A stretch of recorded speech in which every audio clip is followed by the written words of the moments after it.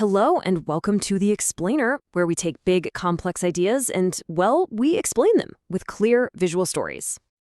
I mean, this is one of the oldest questions humanity has ever asked, right? And pretty much every spiritual tradition has an answer for it. It really shapes how we think about, well, everything: life, death, our purpose. Now, in Islamic tradition, the whole conversation usually boils down to one powerful word, ruh. And pretty much everywhere you look, it gets translated as the soul or the spirit, that core essence of us that's supposed to live on. So that's the traditional take, the one we all kind of know. But what if the Quran itself, the source text, tells a totally different story? A story that's actually way more practical for our lives right now. Okay, so let's dive in. We're going to do a little investigation. We'll set aside all the traditional baggage for a minute and just look at the raw data. We're going to check out every single time the word ruh shows up in the Quran and see what patterns jump out at us. And right away, the first pattern is a big one. Ruh isn't something a person has. Nope. It's an action that God takes. This verse here, talking about Maryam, or Mary, is a perfect example. Yeah, again and again, the Quran talks about ruh as something God does. It's this divine spark, this animating force that kind of switches creation on.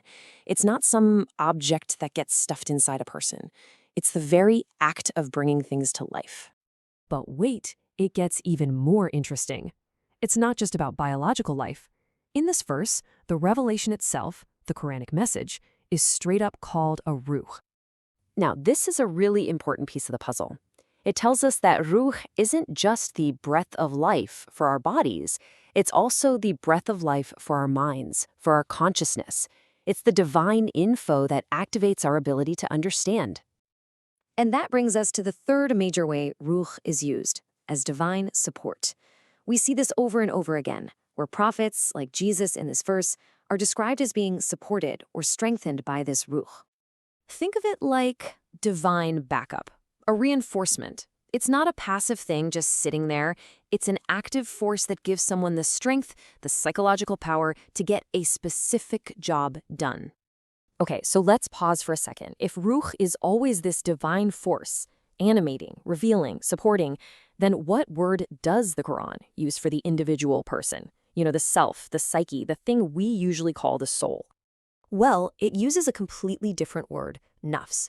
And the contrast between these two is where everything clicks into place. Ruh is the divine force from God. The nafs is the individual self that receives it and experiences life. This is the game changer right here. It totally reframes the whole idea. You don't have a ruh. You are supported by ruh. See the difference? We're moving away from a static object, a soul, to a dynamic process where our consciousness, our nafs, is being actively helped. So this isn't just abstract philosophy. It has real practical implications. How does this whole process of being supported by ruh actually work? Well, the Quran lays out a pretty clear system. It's like a feedback loop. First, you make a conscious choice, a commitment to align yourself with the divine guidance.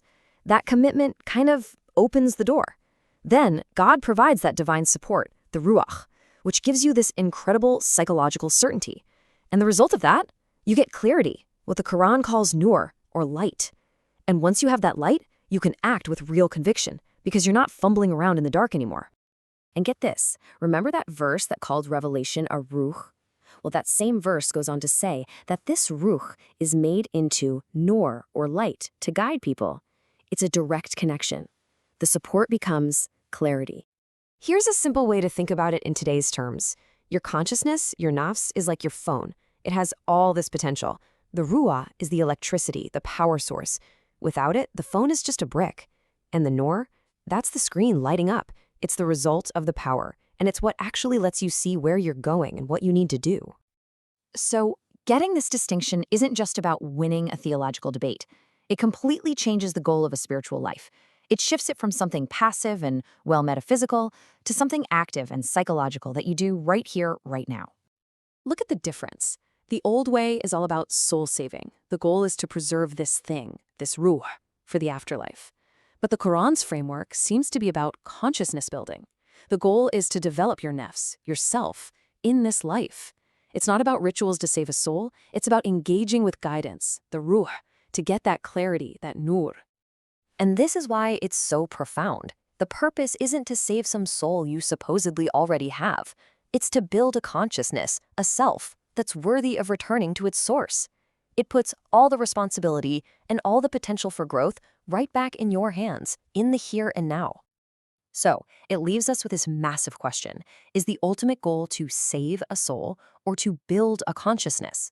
If we just look at the text itself, the evidence points to a really empowering answer. It's a challenge to stop worrying about saving something we think we have and to start building the person we are truly meant to become.